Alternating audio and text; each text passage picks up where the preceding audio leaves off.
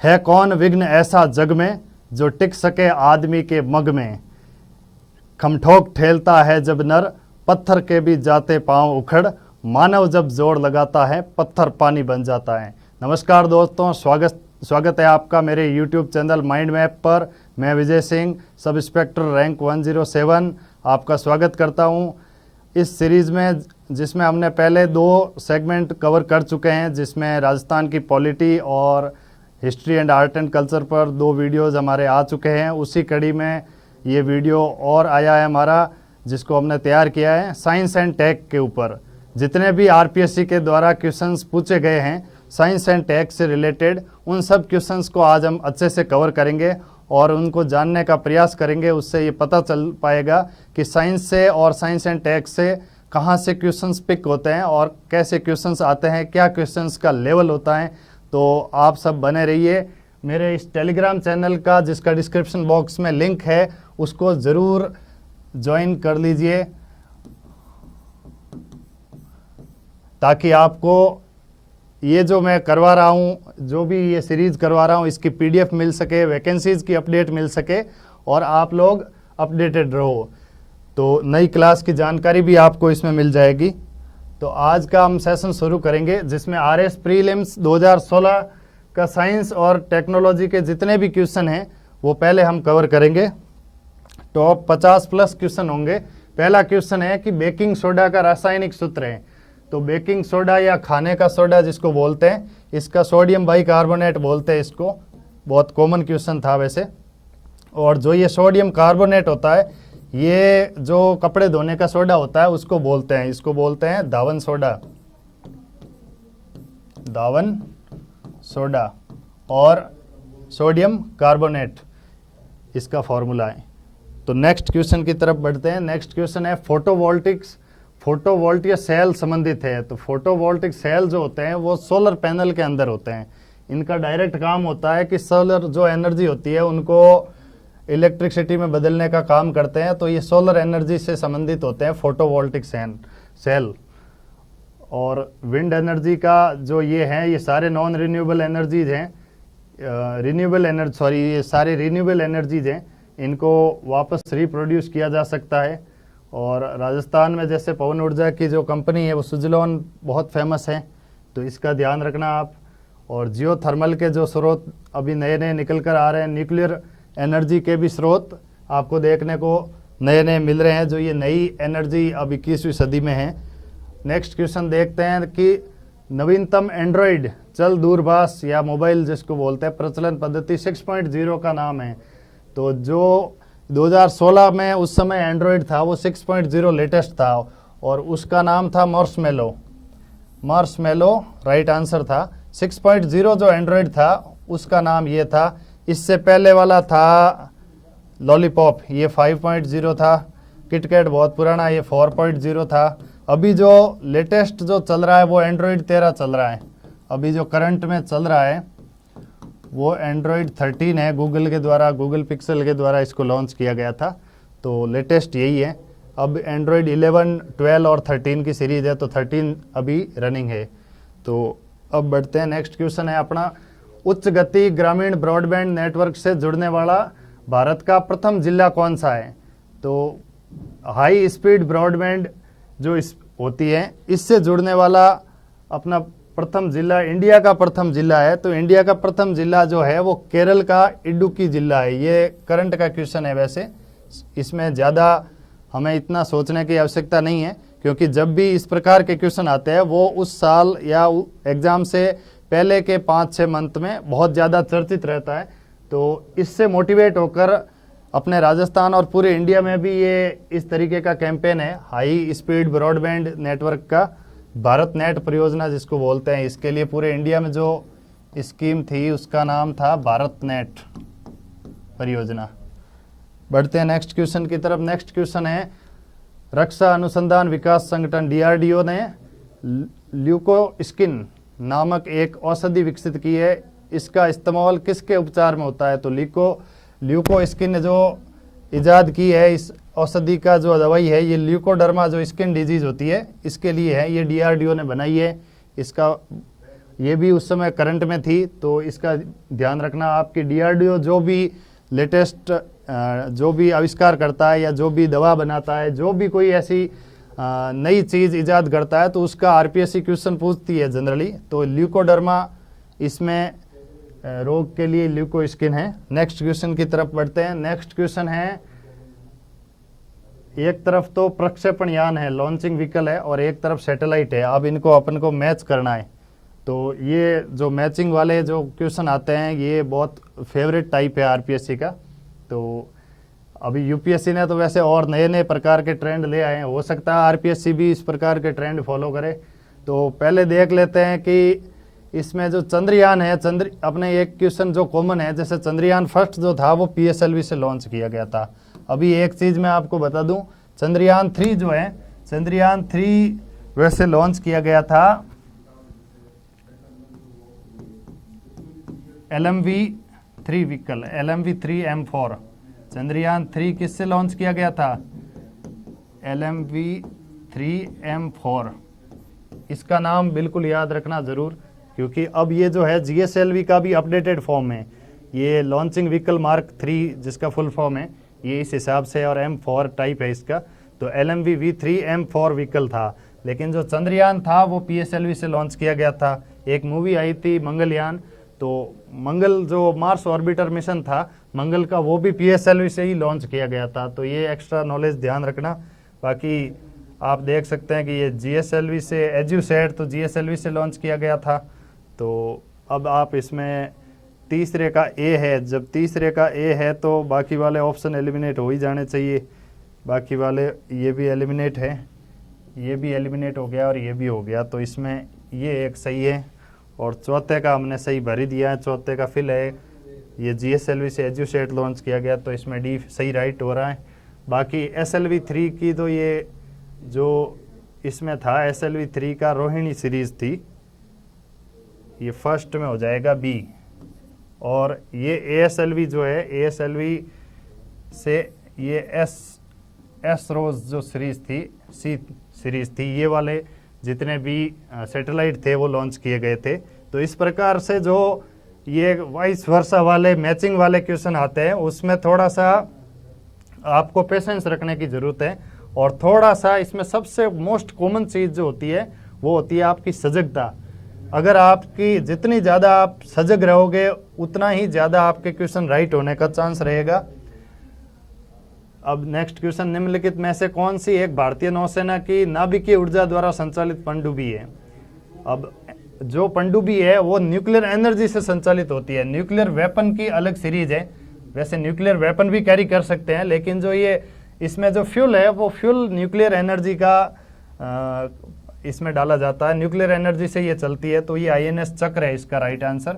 वैसे एक इंडिया में प्रोजेक्ट चला था P-75, इसके द्वारा 6 प्रकार की जो पनडुब्बियाँ बनी थी, कलवरी, खांडेरी और एक के से नाम और है, फिर वेला, वागीर और वासीर, 3 ये हो गई। 6 प्रकार की पनडुब्बियाँ बनाई थी जो कि न्यूक्लियर एनर्जी से चलती है और न्यूक्लियर वेपन कैरी कर सकती है।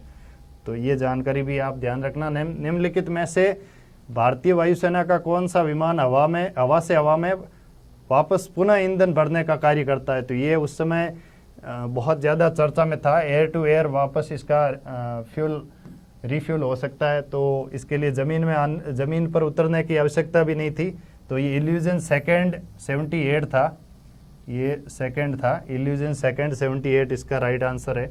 और एक जो ये ग्लोब मास्टर था, ये जो विमान था ये पूरे दुनिया में चक्कर लगा कर आया था, ये विमान भी उस समय चर्चा में था।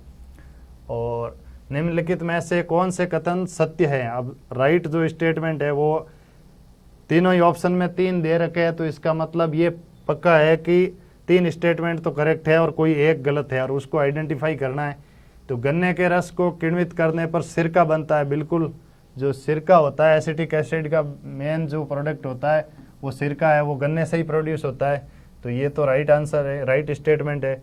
फिर सिरके में एसिटिक एसिड का उपस्थित होता है। बिल्कुल, जो भी खट्टा, जिसमें खट्टेपन की मात्रा ज़्यादा होती है, आम तौर पर उसमें एसिटिक एसिड होता है। सब में नहीं होता है, लेकिन अमूमन ज़्यादातर में एसिटिक एसिड होता है। फिर इसमें उपस्थित अम्ल बेंजोइक एसिड होता है, ये गलत हो गया, जब एसिटिक एसिड है तो बेंजोइक नहीं हो सकता, तो जिसमें भी सी है उनको एलिमिनेट कर दो।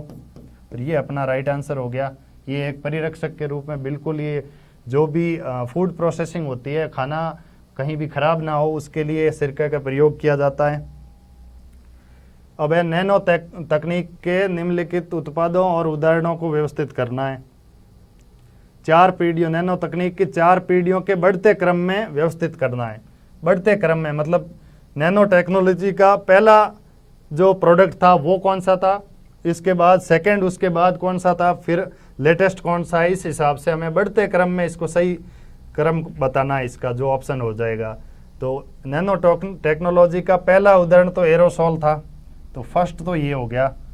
फिर इसके बाद टारगेटेड दवाएं आई थी, लक्षित दवाएं, तो ए और डी के हिसाब से तो सारे एलिमिनेट हो ही गए, ये राइट आंसर हो गया।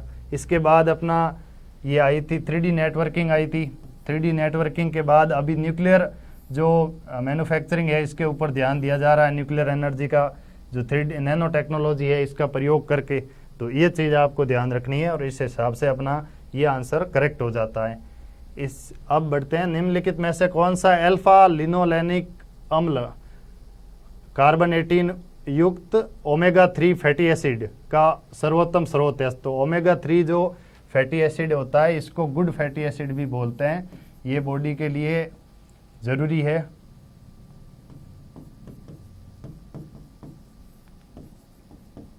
एसिड इसको बोलते हैं ओमेगा 3 को, और ये होता है अलसी के अंदर। ठीक है फ्रेंड्स, अब नेक्स्ट क्वेश्चन देखते हैं कि निम्नलिखित कथनों पर विचार कीजिए और दिए गए कूटों की सहायता से सही कथनों का चयन करना है। राइट स्टेटमेंट सही बताना है। तो सही में सर्वप्रथम व्यावसायीकरण किए जाने वाला आनुवंशिक रूप से अभियांत्रिकृत फसल उत्पाद फ्लेवर सेवर टमाटर था।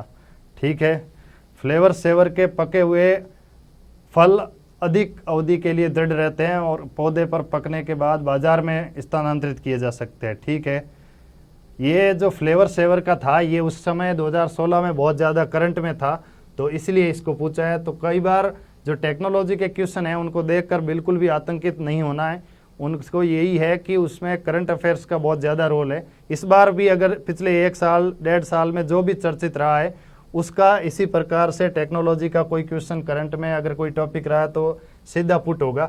अब तीसरा स्टेटमेंट इसमें यह है कि ये जो पके हुए फलों में रंग तो होता है किंतु पौधों पर पके हुए फल जैसे पूर्ण सुरुचिक सारणी का अभाव होता है, तो ये अभाव पूर्ण सुरुचिक सरणी जो होती है वो भी इसमें अवेलेबल होती है। तो ये जो थर्ड जो स्टेटमेंट है वो इनकरेक्ट है और अपने को राइट पूछा है, तो ये दोनों करेक्ट हो गए और इस हिसाब से इसका ये आंसर हो गया करेक्ट। अब बढ़ते हैं नेक्स्ट क्वेश्चन की तरफ। नेक्स्ट क्वेश्चन है, हरे फलों को कृत्रिम रूप से पकाने के लिए कैल्शियम कार्बाइड का प्रयोग किया जाता है क्योंकि ये उत्पन्न करता है। तो हरे फल जो भी हो, कच्चे फलों को पकाने के लिए एसिटिलीन का प्रयोग किया जाता है और एसिटिलीन का प्रयोग पकाने के लिए कैल्शियम कार्बाइड का प्रयोग किया जाता है। और पहले कैल्शियम कार्बाइड छिड़का जाता है, उसके छिड़काव उसके कारण ये एसिटिलीन गैस उत्पन्न होती है। तो इसके लिए कोल्ड रूम होते हैं, स्टोरेज होते हैं और इसमें आर्टिफिशियल रूप से फलों को पकाया जाता है। अब बढ़ते हैं नेक्स्ट क्वेश्चन की तरफ। ये है CO2, NO2, CFC और CH4 मेथेन, ये चारों के नाम हैं। अब बताना है गैसों का ग्लोबल वार्मिंग के प्रति अपेक्षित योगदान है। मतलब ये क्वेश्चन ये पूछ रहा है कि ग्लोबल वार्मिंग में सबसे ज़्यादा योगदान किसका है, उसके बाद उससे कम किसका है, फिर उससे कम किसका है और फिर उससे भी कम किसका है। तो एक इसमें और क्वेश्चन बन सकता है, वो मैं इसके बाद बताऊंगा। तो वैसे तो इसमें सबसे अधिक जो योगदान है वो CO2 का है, ये तो बात फिक्स आपको जेन्युइनली पता चली गई है कि CO2 का सबसे ज़्यादा योगदान है। फिर इसके बाद आपके CH4 और NO2 और फिर CFC। तो इस प्रकार से ये हो गया कि CO2 ग्रेटर है मेथेन से और मीथेन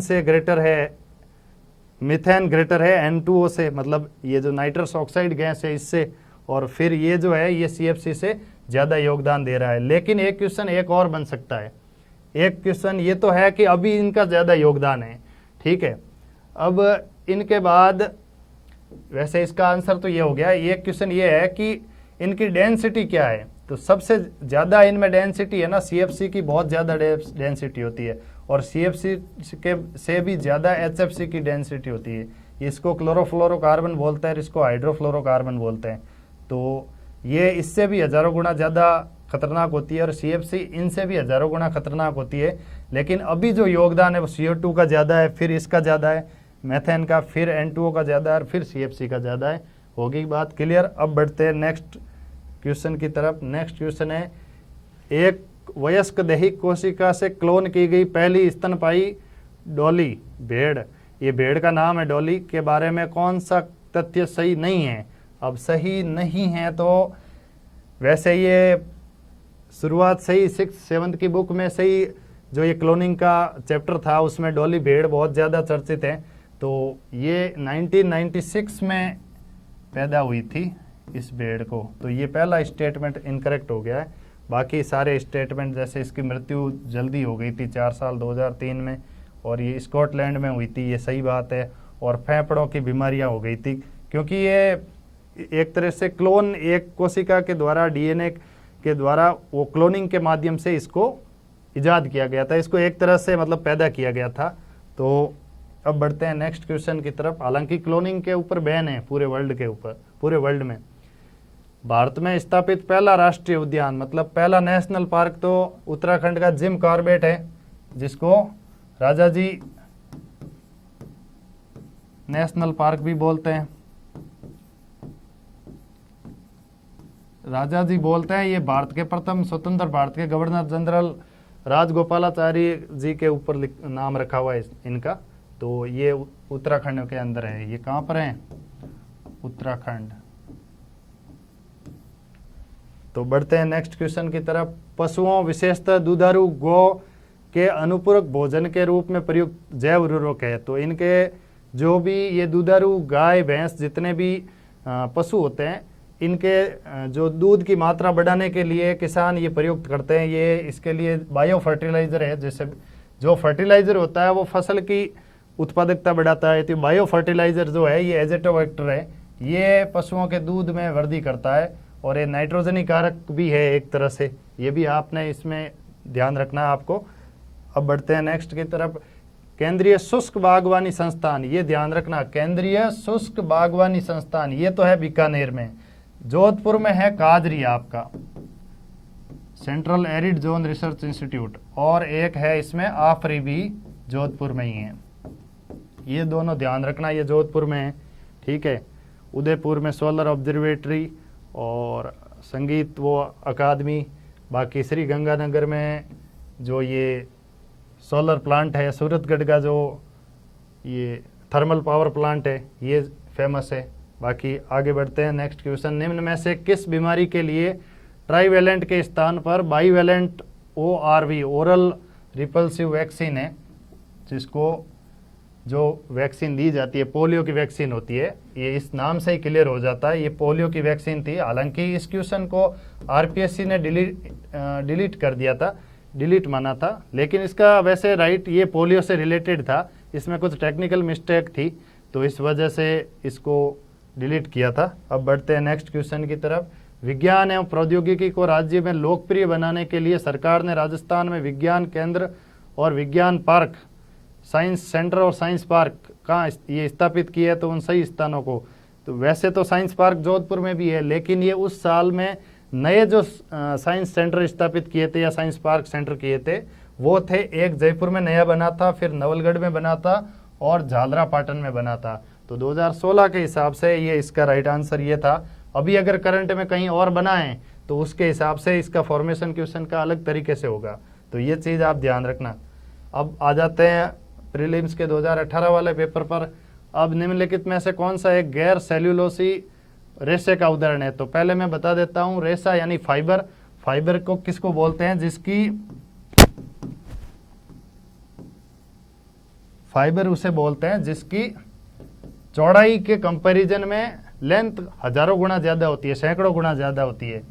चौड़ाई के कंपैरिजन में लेंथ जो होती है ना, जिस प्रोडक्ट की उसकी हज़ारों गुना ज़्यादा होती है, जो भी खाद्य पदार्थ होते हैं, लेंथ बहुत ज़्यादा होती है और चौड़ाई विड्थ जो होती है वो बहुत ही कम होती है। तो ये डेफिनेशन होती है फाइबर की। और फाइबर कितने प्रकार के होते हैं? एक तो नेचुरल होते हैं और एक होते हैं आर्टिफिशियल। और इसमें भी दो प्रकार के आगे हो जाते हैं, एक तो हो गया आपके सेल्यूलोज और एक हो गया non cellulose. Cellulose and non cellulose, ठीक है, इस प्रकार के होते हैं। तो नॉन सेल्यूलोज में आपका ये नायलॉन, इसका आंसर राइट हो गया। नॉन सेल्यूलोज रेशे का उदाहरण है, क्योंकि रेयॉन और लिनन और जूट इन तीनों के अंदर तो सेल्यूलोज उपस्थित होता है, ठीक है। नेक्स्ट क्वेश्चन बढ़ते हैं। सामान्य टीवी रिमोट कंट्रोल में उपयोग की जाने वाली तरंगें एकदम नज़दीक से टीवी रिमोट कंट्रोल में होती है तो वो इंफ्रारेड तरंगें होती है। एक्सरे आपको पता ही है, एक्सरे किस हिसाब से शरीर के अंदरूनी अंगों के लिए किया जाता है। ये यूवी रेज है, अल्ट्रावायलेट, इनको बोलते हैं यूवी रेज। तो ये होती है जो भी पानी की अशुद्धि के लिए ये प्रयोग की जाती है, और भी जो ये बर्तन अशुद्धिकरण, धातु कर्म, इसके लिए ये पराबैंगनी अल्ट्रावायलेट रेडिएशन का यूज किया जाता है। गामा किरणें ये तो कैंसर के ट्रीटमेंट के लिए यूज की जाती है, ठीक है। तो आपका कंसेप्ट क्लियर हो चुका होगा। अब बढ़ते हैं, ताम्र संदूषण से बचाने के लिए पीतल के बर्तनों पर सामान्यतः किस धातु की परत चढ़ाई जाती है? तो ताम्र संदूषण से बचने के लिए टिन की परत चढ़ाई जाती है। इससे ये इसके ऊपर जंग नहीं लगता। बाकी क्योंकि टिन जो होता है वो किससे बनता है? कॉपर होता है इसमें 70% और जिंक होता है इसमें 30%। इससे मिलकर बनता है ये रांगा या टिन, ठीक है फ्रेंड्स। इसी प्रकार से सारी इन्फॉर्मेशन में कंसेप्ट पूरा क्लियर करवा दूंगा। आप लोग बस साथ बनाए रखना, वीडियो अंत तक देखना, और ये पूरी सीरीज हम करेंगे, आपके पूरे कंसेप्ट अच्छे से क्लियर हो जाएंगे। अब देखते हैं परा उच्च आवृत्ति, मतलब अल्ट्रा हाई फ्रीक्वेंसी की तरंगे। ये सामान्यतः बहुत ज़्यादा वाली जो तरंगे होती है, अल्ट्रा हाई फ्रीक्वेंसी वाली, ज़्यादा फ्रीक्वेंसी होती है, ये अंतरिक्ष में है। और इन तरंगों का उपयोग हम करते हैं, एक तो अपने जो जीपीएस होता है उसमें इसका प्रयोग किया जाता है, टेलीविज़न वगैरह इनमें इसमें ये प्रयोग किया जाता है। बाकी आप जो भी ये दूरदर्शन समाचार वगैरह है इनमें इनका प्रयोग किया जाता है। अल्ट्रा हाई फ्रीक्वेंसी वाली रेडिएशंस होती है ये। अब है कंप्यूटर की मशीनी भाषा। तो कंप्यूटर की मशीनी भाषा होती है बाइनरी लैंग्वेज, और बाइनरी लैंग्वेज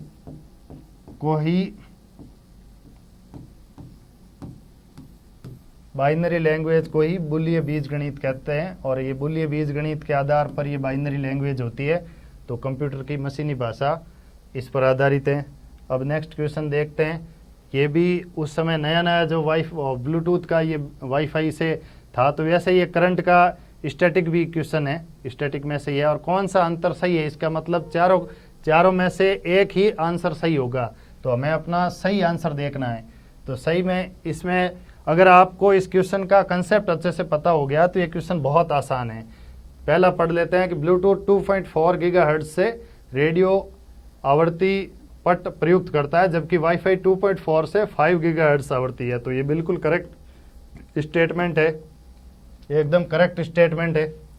अब सेकंड पढ़ते हैं, ब्लूटूथ केवल बेतार स्थानीय क्षेत्रीय जाल या WLAN जिसको बोलते हैं, वायरलेस लोकल एरिया नेटवर्क, बिल्कुल उसके लिए प्रयुक्त होता है। लेकिन जबकि वाईफाई केवल VVAN के लिए प्रयुक्त होता है। नहीं, वाईफाई भी ये जो वायरलेस लोकल एरिया नेटवर्क होता है इसके लिए भी प्रयोग होता है। तो ये स्टेटमेंट आपका गलत हो गया, क्योंकि वाईफाई और ब्लूटूथ दोनों की 100 मीटर से रेंज होती है, इनकी 50 मीटर रेंज होती है आई थिंक। इससे बाहर जाते हैं तो आपका वैसे भी वाईफाई कनेक्शन ब्रेक हो जाता है या ब्लूटूथ कनेक्शन भी ब्रेक हो जाता है। तो दोनों वायरलेस लोकल एरिया नेटवर्क के लिए ही यूजफुल होता है, ये आपको बिल्कुल अच्छे से पता है। ये बेसिक सामान्य यूज करने वाली चीज़ है। फिर है ब्लूटूथ प्रौद्योगिकी का प्रयोग कर रहे दो उपकरणों के बीच जब सूचना प्रेषित की जाती है तब दोनों उपकरणों का एक दूसरे की दृष्टि रेखा में होना आवश्यक है, बिल्कुल आवश्यक है। लेकिन किंतु जब वाईफाई प्रौद्योगिकी का प्रयोग किया जाता है तब दोनों उपकरणों का एक दूसरे के दृष्टि रेखा में होना आवश्यक नहीं है, ऐसा नहीं है। दोनों ही स्थिति में ब्लूटूथ में भी विजिबल होना चाहिए और वाईफाई में भी विजिबल होना चाहिए। अगर आपकी विजुअल रेंज और जो जितनी रेंज होती है उससे बाहर है तो वाईफाई भी आपका कैच नहीं करेगा और ब्लूटूथ भी कैच नहीं करेगा। तो लास्ट ये स्टेटमेंट भी आपका गलत हो गया। अब लास्ट है, इस संदर्भ में दोनों कथन, जो ब्लूटूथ वाला है 2.4 GHz रेडियो आवर्ती पट प्रयुक्त करता है, जबकि वाईफाई 2.4 गीगाहर्ट्ज या 5 गीगाहर्ट्ज आवर्ती पट प्रयुक्त करता है। ये फ्रीक्वेंसी बैंड होता है, इसके लिए हिंदी में शब्द हैं। तथा ब्लूटूथ केवल बेतार स्थानीय क्षेत्रीय जाल WLAN के लिए प्रयुक्त होता है, जबकि ये WWAN के लिए प्रयोग होता है। तो वाईफाई भी WAN के लिए प्रयोग होता है। तो ये स्टेटमेंट भी कुल मिलाकर घुमाकर गलत स्टेटमेंट है और अपना ये एक क्वेश्चन राइट आंसर हो गया। उम्मीद है इसका पूरा कंसेप्ट आपको समझ आ गया होगा। अब नेक्स्ट क्वेश्चन की तरफ देखते हैं। निम्नलिखित युग्मों पर विचार करना। ये इसरो के सेंटर है एक तरफ और एक तरफ इनका लोकेशन है, कहाँ पर है। तो विक्रम साराभाई स्पेस सेंटर त्रिवेंद्रम तो फिर ऑटोमेटिकली केरल में होगा, ठीक है। फिर है UR राव उपग्रह केंद्र बेंगलुरु, तो बेंगलुरु जब है तो फिर कर्नाटक में होगा, बिल्कुल सिंपल था। फिर है देहरादून, तो देहरादून सुदूर राष्ट्रीय नेशनल जो केंद्र है, इसमें वैसे ये जो टाइपिंग मिस्टेक है, क्योंकि क्वेश्चन है सिर्फ यहाँ तक ही था, क्वेश्चन यहाँ तक ही था। अगर ये है तो फिर बहुत आसान हो जाता। इतना आसान, जिंदगी इतनी आसान नहीं होती, क्वेश्चन टफ होते हैं। ये थोड़ा टाइपिंग मिस्टेक के कारण ऐसा लिख दिया है, लेकिन जबकि ये त्रिवेंद्रम केरल एक साथ लिखा होता है। ऑप्शन सिर्फ यही था। तो ये दोनों मैच थे, लेकिन ये नेशनल जो रिमोट सेंसिंग सेंटर है ये आपका इधर है, ये आपका वैसे इसके अंदर मैच करके ही लिखा हुआ है। तो इंडियन भारतीय सुदूर ये वैसे उत्तराखंड के अंदर, वैसे इसमें थोड़ा भारतीय सुदूर संवेदी केंद्र है, ये जो है सेंटर उत्तराखंड में है और नेशनल वाला है ये तेलंगाना में, हैदराबाद में, ठीक है। तो इसका राइट आंसर ये हो गया। थोड़ा टाइपिंग मिस्टेक है, लेकिन क्वेश्चन के अंदर एक तरफ केंद्र होंगे और एक तरफ स्थान होंगे, तो कंफ्यूज बिल्कुल मत होना। बिल्कुल सटीकता से इन सेंटर्स का, इसरो के सेंटर को अच्छे से पढ़ लेना। नेक्स्ट क्वेश्चन देखते हैं। निम्नलिखित में से कौन सा पॉली हर्बल उत्पाद ये DRDO द्वारा विकसित नहीं किया गया है।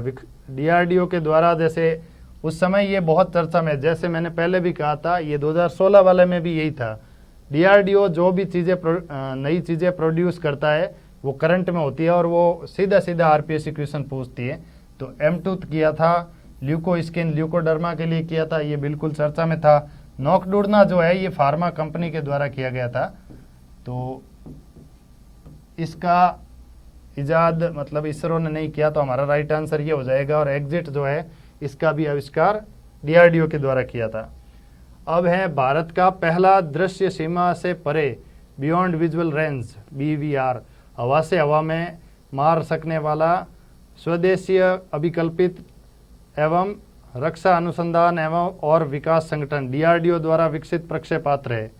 तो इसके अंदर यही है कि इंडिया के द्वारा हवा बियॉन्ड विजुअल रेंज से बाहर जो एयर टू एयर वॉर करके सामने वाली मिसाइल को मार सके, ऐसा DRDO के द्वारा डिजाइन किया है।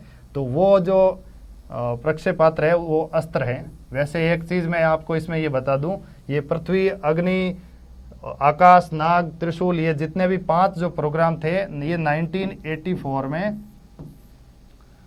IGMDP अब्दुल कलाम सर के निर्देशन में integrated missile development programme launch किया था।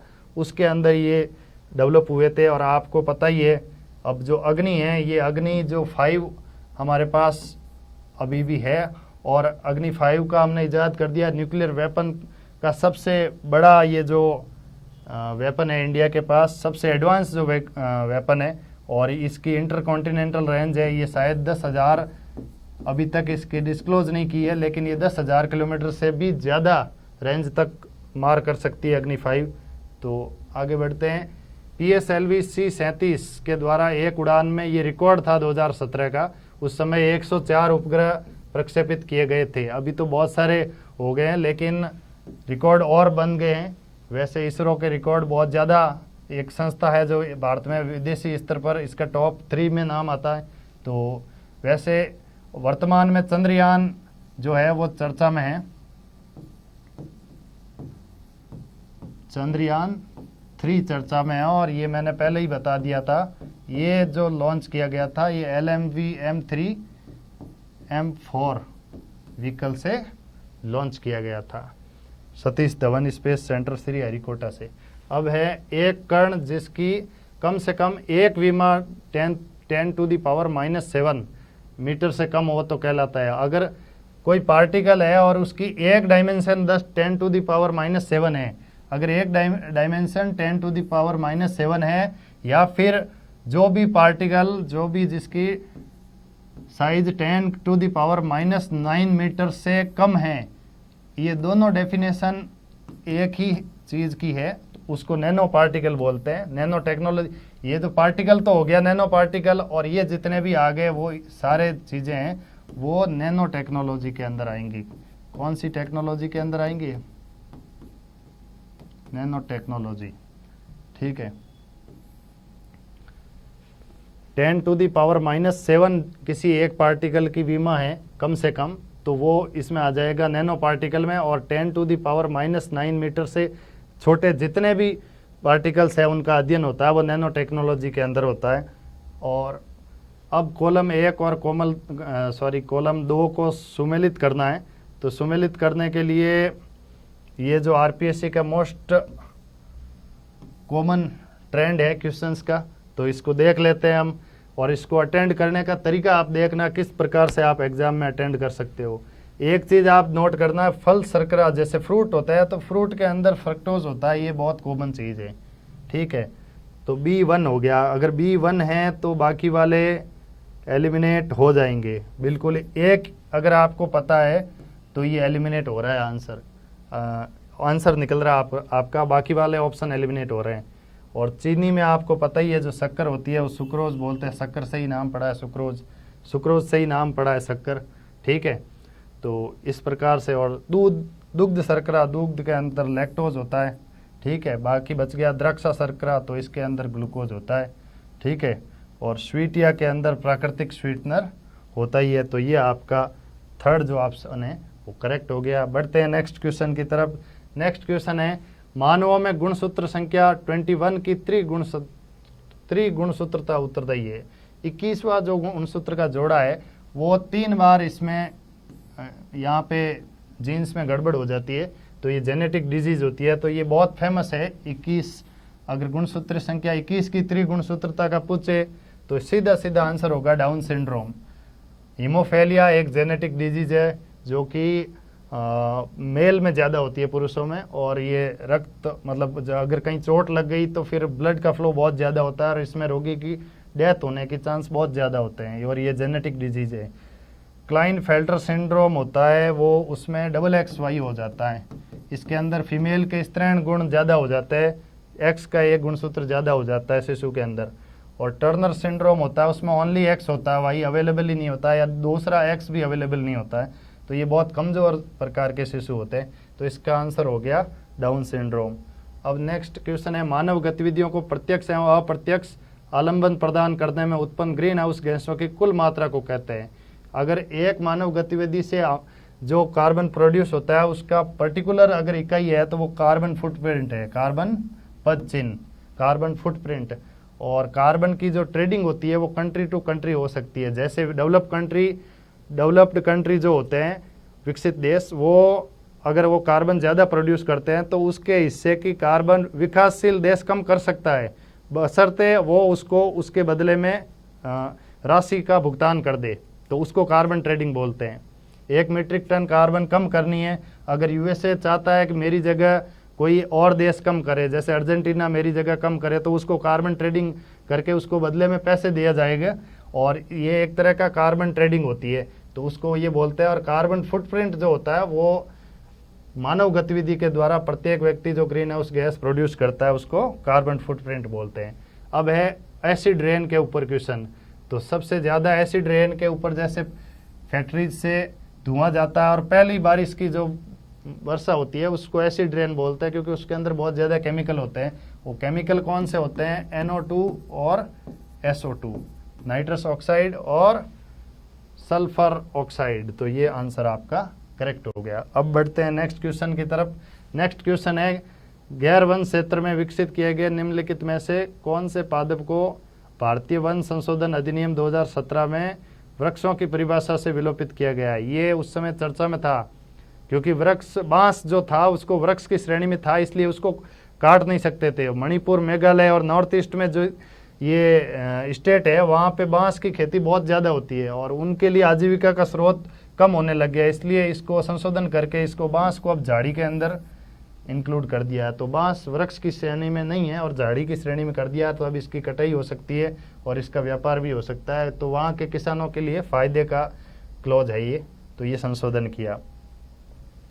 अब है डीएनए फिंगरप्रिंटिंग का आधार क्या है? किस बेस पर डीएनए फिंगरप्रिंटिंग किया जाता है? तो डीएनए जो होता है वो म्यूटेट हो जाता है, क्योंकि डीएनए पॉलीगैमी होती है।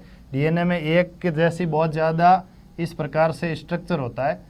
इस प्रकार से स्ट्रक्चर आपने सबने देखा होगा। इसके अंदर ये एडेनिन इस प्रकार से होते हैं, एडेनिन, थाइमिन, साइटोसिन, ग्वानिन, ये इस प्रकार से इसके अंदर जोड़े होते हैं, ये आपने बिल्कुल देखा होगा।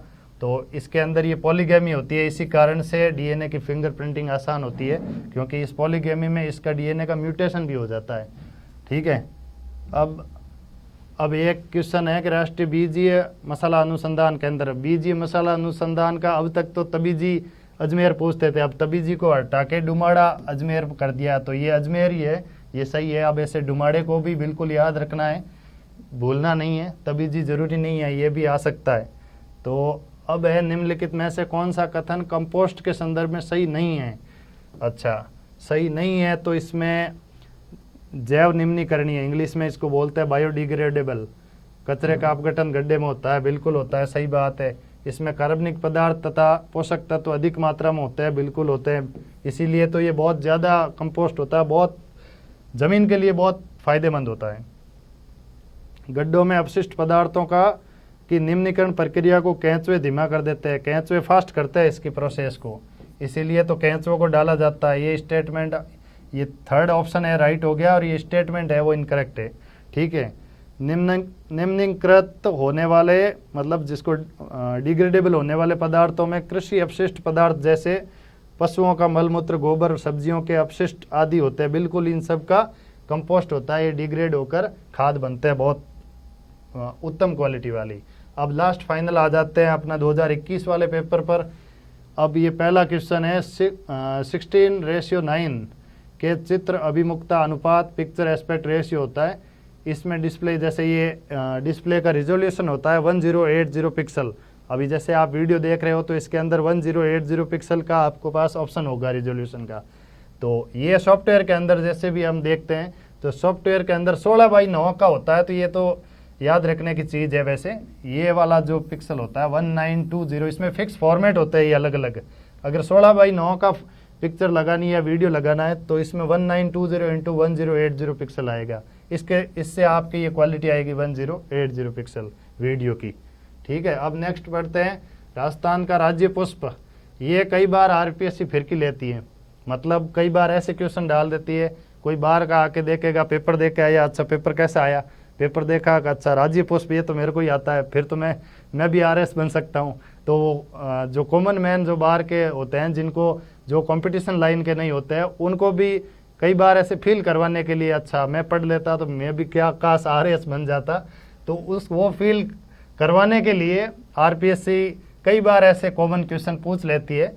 तो वैसे ये रोइडा है, इसका याद रखने लायक तो ज़्यादा चीज़ इसका वैज्ञानिक नाम आपको याद होना चाहिए। ठीक है। इसका वैज्ञानिक नाम है टिकोमेला अंडुलेटा। ठीक है। और खेजड़ी का जो राज्य वृक्ष है, खेजड़ी का वैज्ञानिक नाम है प्रोसोपिस सिनेरेरिया। ठीक है। चिंकारा है जो राज्य पशु है, वो तो उसको गजेला बेनाटी भी बोलते हैं, गजेला भी बोलते हैं। तो इस प्रकार से ये आप देख सकते हैं। और ऊँट का कैमेलस ड्रेमेंटाइटिस ऐसा कुछ नाम है, वैज्ञानिक नाम है ये उनके, ये थोड़े याद कर लेना, बाकी तो इसमें ज़्यादा कुछ है नहीं। अब ये एक सॉफ्टवेयर है, ऑपरेटिंग सिस्टम है, सॉरी, तो ये ऑपरेटिंग सिस्टम का फुल फॉर्म पूछा है, तो एम का हो गया आपके माइक्रो, ओ का हो गया आपके ऑप्टो, ई का आपके हो गया इलेक्ट्रो, और एम का आपके हो गया मैकेनिकल, और एस जो हो गया सिस्टम, ये ऑपरेटिंग सिस्टम है, और MOEMS micro, opto, electro, mechanical system. तो ये टेक्नोलॉजी का क्वेश्चन था। अब है दुर्दम या मैलिग्नेंट मलेरिया होता है, ये मलेरिया काफ़ी चर्चा में था, और इस मलेरिया का जो प्लाज्मोडियम था, ये जो ये परजीवी था, उसका नाम प्लाज्मोडियम फैल्सीपेरम था, ये याद रखना आप। अब नेक्स्ट पढ़ते हैं जापानी इंसेफेलाइटिस, ये जो उत्तर प्रदेश में गोरखपुर जो जगह है, गोरखपुर में बहुत ज़्यादा फैला था, ये पिछले 2-3 सालों में बहुत ज़्यादा डेथ्स होती है, और वहाँ पे रिसर्च टीम भी आई थी। तो ये सबसे पहले जापानी इंसेफेलाइटिस जो वायरस होता है, वायरस जनित रोग है, और ये ब्रेन पर अटैक करता है, और इसमें डेथ की बहुत ज़्यादा रेशियो होता है, तो ये आपको ध्यान रखना है। बाकी है संपीड़ित प्राकृतिक गैस जिसको CNG बोलते हैं, CNG को अभी क्या आदर्श क्या बोलते हैं, आदर्श ईंधन। अब लेकिन अभी वर्तमान में तो अब आदर्श ईंधन इसको कहते हैं, लेकिन अभी तो इलेक्ट्रिक का फ्यूचर है, तो आने वाले टाइम में अब आदर्श हो गया, इलेक्ट्रिक व्हीकल्स हो गए। तो इसके CNG का मुख्य हो गया मेथेन, ये आपका राइट आंसर हो गया। अब नेक्स्ट बढ़ते हैं, कड़कनाथ एक किस्म है, कड़कनाथ बकरे की किस्म है, वो MP में एक बकरा है, सॉरी MP में एक मुर्गा है, MP में एक मुर्गे की जो नस्ल है, इसका कड़कनाथ, इसका मीट के हिसाब से इसको मतलब GI टैग मिला था, MP में है ये मुर्गा, तो इसको GI टैग मिला था, इसलिए फेमस है। अब हमारा क्वेश्चन ये आ सकता है कि वर्तमान में 1 साल में जिनको GI टैग मिला है उनको आप अच्छे से ध्यान रखना, तो वो GI टैग आपसे पूछ सकते हैं। अब बाकी है कि पिछली सदी में वैश्विक औसत तापमान में कितनी वृद्धि हुई, मतलब 100 साल में, पिछले 100 साल में कितनी टेम्परेचर जो बढ़ा है, 1.8 फ़ारेनहाइट बढ़ा है, ये ध्यान रखना। ये फैक्ट था सीधा सीधा करंट से, और ये आ गया है। तो बाकी है विज्ञान और प्रौद्योगिकी विभाग के अधीन कार्यरत राज्य रिमोट सेंसिंग एप्लीकेशन सेंटर, ये इसरो का रिमोट सेंसिंग सेंटर भी है, ये इसरो का रिमोट सेंसिंग सेंटर ये है अपने जोधपुर में ही, ठीक है, ये ध्यान रखना आप। नेक्स्ट क्वेश्चन है क्वांटम डॉट, क्वांटम डॉट क्या है, क्वांटम डॉट जो है ये नैनो स्ट्रक्चर है, सेमीकंडक्टर है, एक तरह का अर्धचालक नैनो स्ट्रक्चर है, तो ये क्वेश्चन आपको ध्यान रखना है, क्वांटम डॉट। वैसे ये क्वांटम और नैनो टेक्नोलॉजी अगर आप साइंस एंड टेक के नोट्स अगर आप पढ़ोगे या बुक पढ़ोगे तो उसके अंदर ये ज़रूर होगा, तो इसका ध्यान रखना। इस तरह के क्वेश्चन आते हैं, आगे भी आ सकते हैं। अब है कि स्टेथोस्कोप में रोगी की दिल की धड़कन की ध्वनि डॉक्टर के कानों तक पहुंचती है, कैसे पहुंचती है, वो हार्ट के पास स्टेथोस्कोप लाता है, और हार्ट के अंदर जो लब और डब की ध्वनि होती है, वो ध्वनि का जो साउंड होता है वो रिफ्लेक्ट होता है, बार बार रिफ्लेक्ट होता है और बार बार आता है, इसलिए इससे हार्ट की फ्रीक्वेंसी पता चल जाती है कि हार्ट रेट कितनी है, बाकी सारी चीज़ें भी इससे कैलकुलेट करते हैं। तो इसका राइट आंसर हो गया ध्वनि के बहुपरावर्तन द्वारा या मल्टीपल रिफ्लेक्शन के द्वारा। अब बढ़ते हैं, भारत में वन स्थिति रिपोर्ट 2019 के अनुसार निम्न में से किस एक जिले में बहुत घना जंगल क्षेत्रफल न्यूनतम है, तो बहुत घना क्षेत्रफल न्यूनतम के हिसाब से तो इसमें जोधपुर आ जाएगा, क्योंकि इसमें सबसे न्यूनतम है, और उदयपुर में हाईएस्ट है। वन रिपोर्ट बहुत फेमस है, वन रिपोर्ट बिल्कुल पढ़ लेना, मूवल वार्षिकांक में ये दी होती है, तो इसको आप जरूर याद रखना। अब नेक्स्ट है माता गर्भस्थ शिशु RH रक्त प्रकार विसंगति की समस्या है, RH कारक की डिसऑर्डर है तो उत्पन्न हो सकती है। तो यदि माता है और उसका गर्भस्थ शिशु है तो ये किस प्रकार का RH कारक की विसंगति हो सकती है। अगर उसकी मदर है, मदर RH नेगेटिव होगी, मदर क्या होगी RH माइनस नेगेटिव, और गर्भस्थ शिशु है वो RH पॉजिटिव है, तो क्या हो जाएगा, ये RH प्रकार की विसंगति की समस्या उत्पन्न हो सकती है, ये ध्यान रखना आप। इसका राइट आंसर ये हो गया। हिंदी में इसको RH नेगेटिव को RH हीन बोलते हैं और RH पॉजिटिव को RH सहित बोलते हैं। नेक्स्ट है ट्राइसोमी 21 त्रिगुण सूत्र था, अभी आया था 21वें गुण सूत्र के जोड़े की, वापस रिपीट हो गया। पिछले साल आया था 18 पिछले पेपर में, इससे पिछले वाले में 18 में और 21 में वापस आ गया। तो ये सीधा सीधा इसका आंसर डाउन सिंड्रोम हो गया।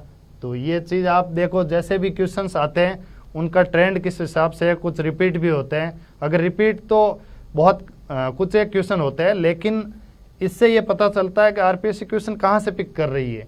तो ये नब्ज पकड़ना आपके लिए ज़रूरी है, और इसके लिए PYQs की सॉल्यूशन की सीरीज़ में सुपर 50 चला रहा हूँ। तो ये आप बिल्कुल इसमें सारे वीडियोस ज़रूर देखना, ताकि आपका प्रीलिम्स का बेस बहुत मजबूत हो जाए। अब है राजस्थान में सौर वेधशाला कहाँ है, ये क्वेश्चन पिछले 18 में भी आया था और 21 में भी आया था। और मज़े की बात यह है कि आरपीएससी ने दोनों बार इसको डिलीट भी किया था।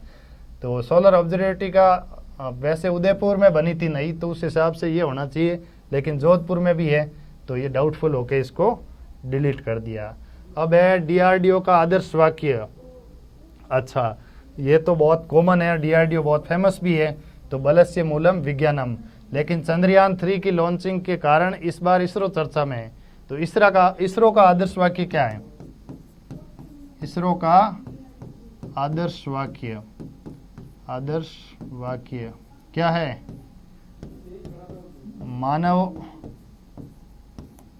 मानव जाति की सेवा में अंतरिक्ष विज्ञान या स्पेस साइंस या स्पेस टेक्नोलॉजी। ठीक है, ये है इसरो का आदर्श वाक्य। ये ध्यान रखना, इस बार इसरो चर्चा में है, तो ये क्वेश्चन प्रोबेबल है।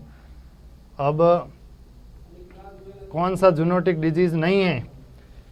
अच्छा, तो ये म्यूकरमाइकोसिस जो है, म्यूकरमाइकोसिस आपका एक फंगस से उत्पन्न होता है, ये फंगस से उत्पन्न होता है। तो ये वैसे फंगस वाली डिजीज है, तो ये इसमें नहीं आएगा, जूनोटिक डिजीज नहीं है। जूनोटिक डिजीज जो जानवर से ट्रांसफर होती है, जैसे रेबीज है, तो ये जानवर से होता है। ठीक है, कुत्ते के काटने से होता है। प्लेग है, चूहों से फैलता था। सॉर्स, ये जितने भी है वायरस है, जो भी है, ये जूनोटिक है। जो भी जानवरों से जो भी डिजीज आते हैं वो डिजीज हैं।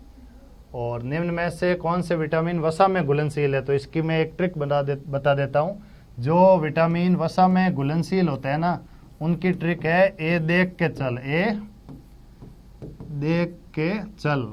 ठीक है, तो vitamin A, vitamin D, vitamin E and के, ये चारों विटामिन जो है वो वसा में घुलनशील है। तो कौन से हो गए? A and D.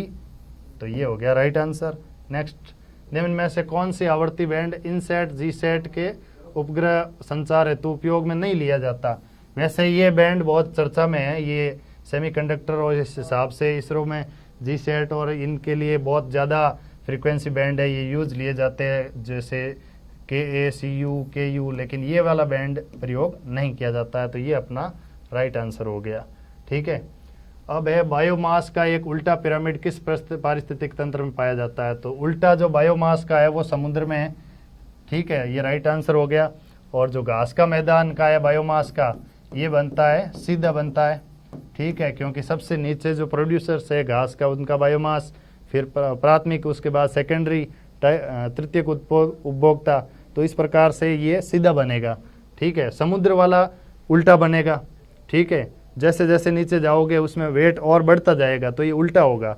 ठीक है, इस प्रकार से बनेगा, क्योंकि भारी जो वेल मछलियाँ वगैरह हैं, इनका जो मास है वो टोटल है वो ज़्यादा है, तो इस वजह से ये उल्टा बनता है।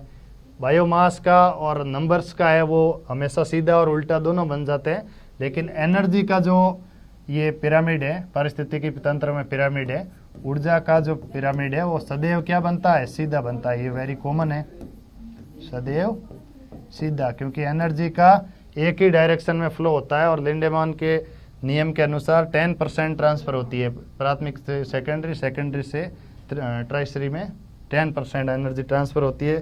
तो इस प्रकार से फ्रेंड्स, मैंने ये आपको पूरा जो सार हैं क्वेश्चंस का, साइंस एंड टेक्नोलॉजी के सारे क्वेश्चन मैंने आपको करवाए।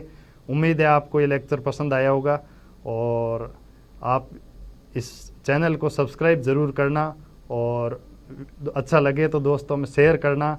इसी तरह मैं और सीरीज़ लाऊंगा, सारे सेगमेंट मिल के कवर करेंगे, और RS प्री को बिल्कुल क्लियर आपकी 101% क्लियर होगी।